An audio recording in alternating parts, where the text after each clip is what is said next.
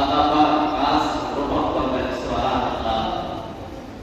যে ব্যক্তি আল্লাহ পাকের নিয়ামত পেয়ে শুকর আদায় করেছে, সুবহানাল্লাহ বলেছেন, আল্লাহ রাব্বুল আলামিন তার আমলনামায় বড় একটি গাছ আল্লাহ পাক রোপণ করবেন। সুবহানাল্লাহ।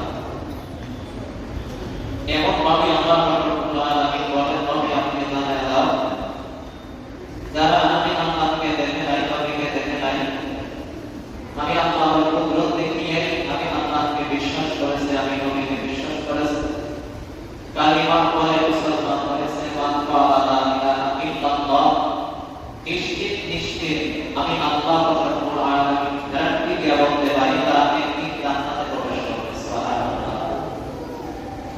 আমার নবী বলেন, মা যে লা ইলাহা ইল্লাল্লাহ কালিমা দাখালা প্রবেশ করবে জান্নাত।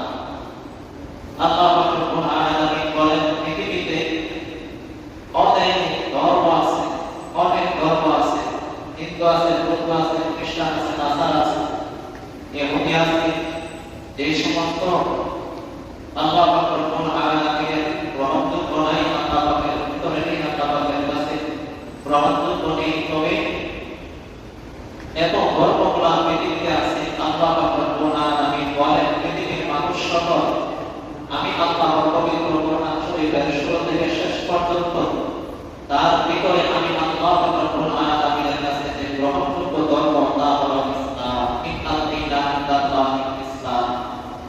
আমি আল্লাহর কাছে পৃথিবীতে যে সমস্ত ধর্ম আছে তার মধ্যে ধর্ম হলো ইসলাম।